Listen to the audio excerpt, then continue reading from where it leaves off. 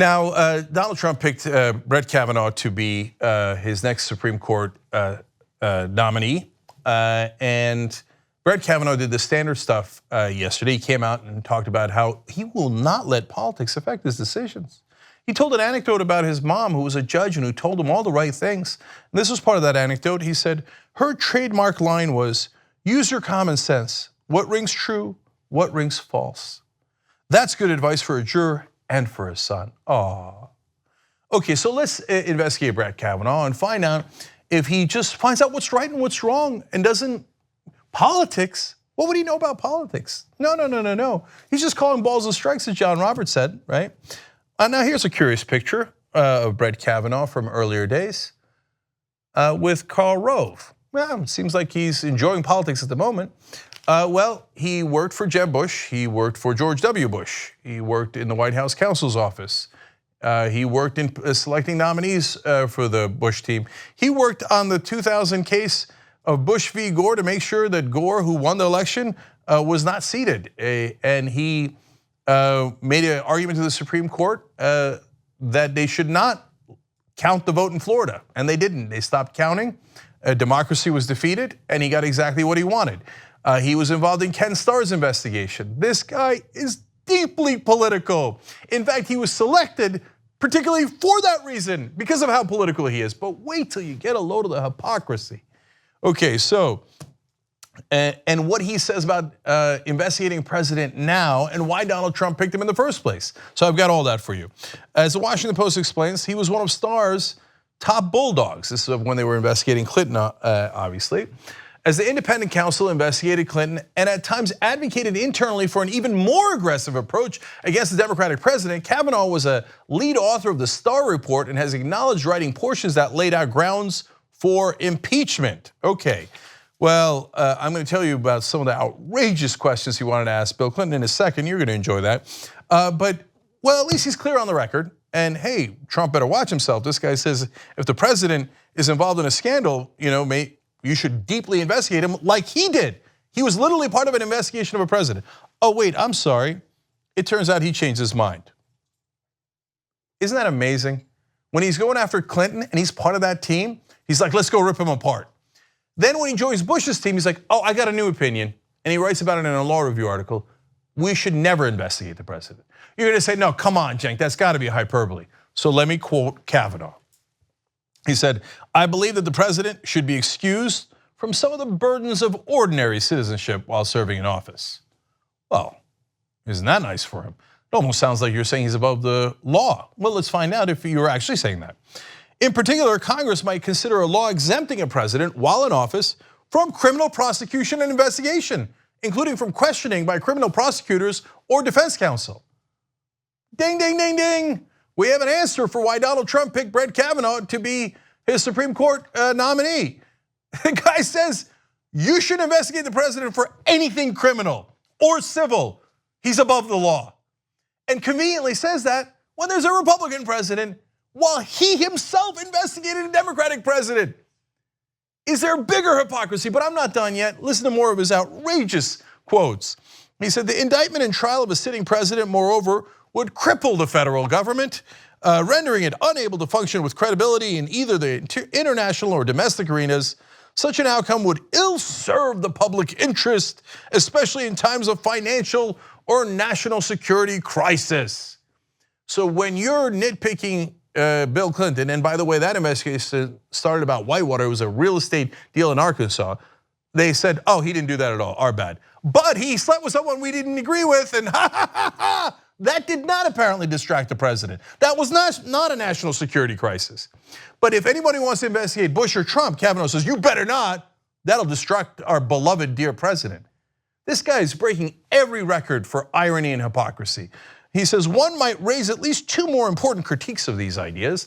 The first is that no one is above the law in our system of government, and I strongly agree with that principle. But it is not ultimately a persuasive criticism of these suggestions. So, in other words, yeah, I'm not persuaded that the president shouldn't be above the law.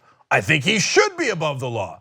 Okay, this is the guy that they want to be the Supreme Court justice. And if Trump gets into some sort of legal trouble, where's it gonna go? It's gonna go to the Supreme Court with a guy who's written a law review article saying the president should be exempt from any criminal or civil prosecution. That's unbelievable. He said it, I just read it to you, but he's not done. So he said all those things about protecting Republican presidents. But how about when he was part of the Starr report and the Starr investigation? What did he say back then about pursuing Bill Clinton? Now listen to his different tune back then. He said, after reflecting this evening, I am strongly opposed to giving the president any break unless before his questioning on Monday, he either resigns or confesses perjury and issues a public apology to you, Ken Starr.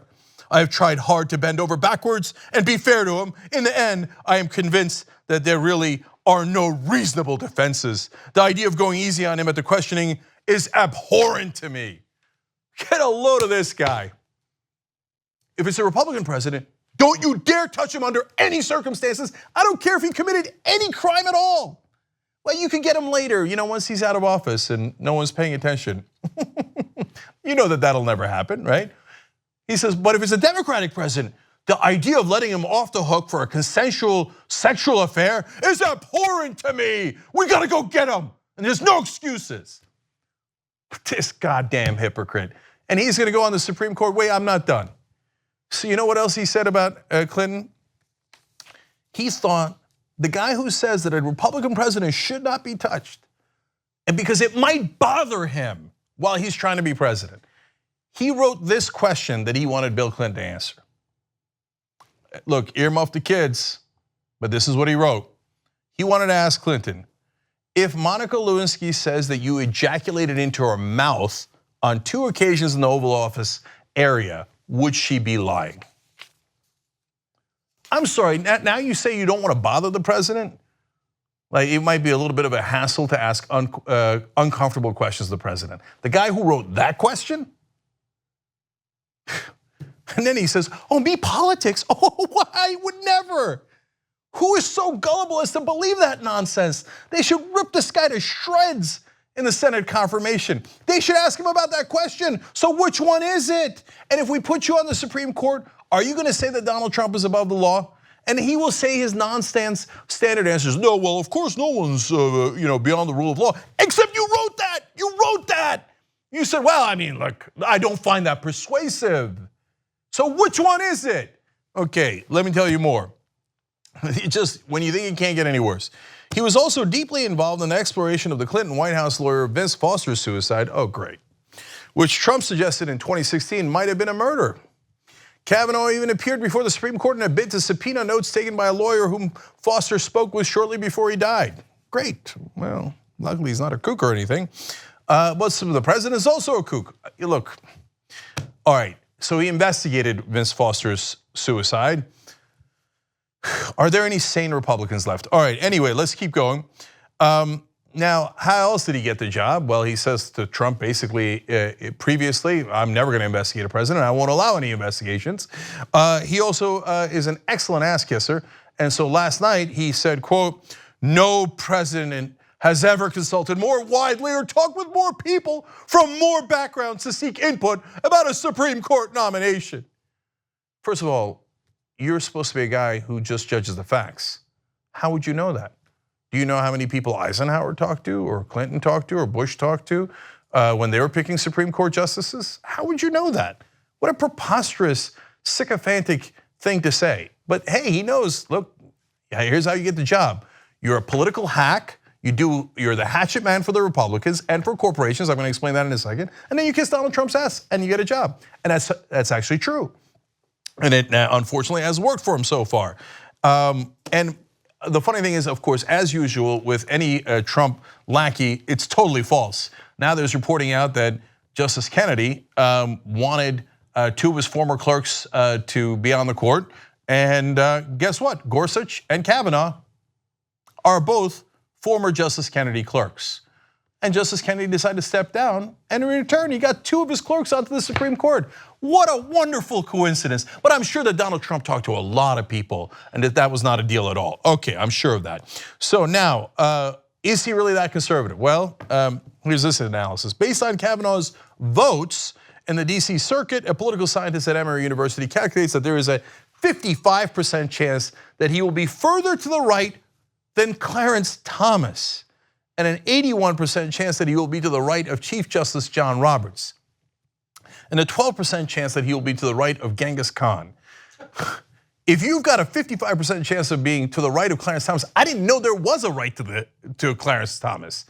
Clarence Thomas appears to be on the edge of the abyss of the right wing, and Kavanaugh is like, hold my beer, I could do better. I don't know how you go further right, but I guess Kavanaugh's going to show us.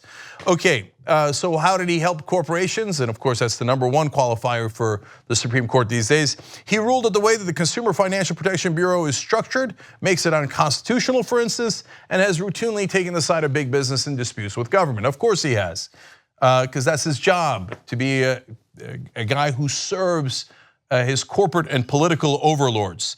And so, oh yeah, the one thing that would protect consumers from big banks. Oh, sorry. I found protecting consumers to be unconstitutional. On the other hand, he finds it constitutional that corporations are human beings and have all of the constitutional rights that we do, like citizens. That is not absurd to him, but consumers being protected, absurd, unconstitutional. All right, how about privacy? He said, this is a quote from him, the government's metadata collection program is entirely consistent with the Fourth Amendment, where they collect data on you without having probable cause, without any reasonable grounds for a search and seizure. They collect data on all of us. That's why it's called metadata. He's like, yeah, I'm in favor of the plain reading of the Constitution, except the Fourth Amendment. It clearly says you need a warrant. Here's the Fourth Amendment, I rip it up, who cares? You don't need a warrant from now on. What else would you like, powerful elites? Second Amendment. It says that a well-regulated militia being necessary. The well-regulated militia, I ripped that up. I don't care about plain reading. What do you need? You need guns, I'll give you guns. You need to invade people's privacy, I'll let you invade people's privacy. You need to crush consumers and make the banks more powerful and richer. Brett Kavanaugh is your guy. That's why he was selected. I'm not done yet. So, last thing is, so who's gonna back him now? Is there a grassroots movement? Yeah, the Koch brothers with a straight face say they're gonna do a grassroots movement. I'm not kidding. So listen to this. Americans for Prosperity, which is part of the Koch network, announced plans to spend 7 figures on paid advertising and quote, grassroots engagement in support of Kavanaugh's confirmation. There is no such thing as spending millions of dollars to do grassroots. Like the grassroots didn't give it, the Koch brothers gave it. They have a combined, I believe, $84 billion, or they have $84 billion apiece. It's some monstrous number. They're both of the Koch brothers in the top 10 richest people in the country. And then they snicker, they're like, we will do, what do you think? Should we say it? Let's say it. A grassroots movement, sending the millions of dollars. We bought a Supreme Court pick. We bought a Supreme Court justice. They're gonna say that corporations are humans. They're gonna say that we have more rights than American citizens. They're gonna say that us giving millions of dollars, including to this justice to make sure that, well, not justice yet, this judge to make sure that he becomes a Supreme Court justice, well, that looks like bribery, but don't worry, when he's on the Supreme Court, he's gonna say it's not bribery. That when we paid for his seat, that it was perfectly kosher. You know who wrote the Citizens United case? Justice Anthony Kennedy. And you know what he said? He said, all those millions of dollars given to politicians, it doesn't even give the appearance of impropriety. It doesn't even give the appearance of a conflict of interest. Like, who would think that spending millions of dollars buys you something? No, I'm sure that the Koch brothers are doing out of the goodness of their heart, and they're not alone. Last one, the GOP-aligned Judicial Crisis Network, I don't know if they're the ones that create the judicial crisis, I guess that's why they named it that, separately says it will spend $1.4 million on TV ads in the next week touting Kavanaugh in Alabama, Indiana, North Dakota, and West Virginia. That is not a random collection of states. Those are states where there are Democratic senators up for re-election and they are red states. In other words, they're saying, hey, Democrats, you better surrender. Otherwise, we're gonna spend a ton of money against you. And remember, money's just speech. And us conservatives and corporations, we need to spend unlimited amount of money bribing people, making sure we defeat you. And then we're gonna use that to put more Supreme Court justices who say that we're allowed to do that.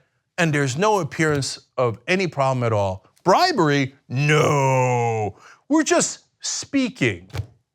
Now, Kavanaugh is a total, utter political hack and a tool for these corporations and the rich. Now, we're gonna see if the Democrats have the spine to fight back and any wherewithal at all. Can they, during the Obama years, they kept promising me that they were doing three-dimensional chess. Then we got Trump as president. Man, they couldn't do two-dimensional checkers. But hey, I hope they can. I hope they can. I'm rooting for them. Let's see if you can block Kavanaugh. I want you to block him under any and all circumstances, just like they did to Obama's pick. But God help us if we're relying on the Democrats to stop this guy. But I want you to know what he's actually about, and that's what he's about. By the way, you want to get money out of politics? Wolf-pac.com, and we end all the bribery. Whether it's from corporations, whether it's from any group, I don't care if it's from Bloomberg or Soros or Koch brothers, we end all the bribery. Wolf-pac.com. And you say, well, what can you do? Go above the Supreme Court? That's exactly what we're gonna do. The only thing above the Supreme Court in American government is an amendment. You go to the Constitution, you get an amendment to get money out of politics. Otherwise, all you're gonna have is wall-to-wall corruption.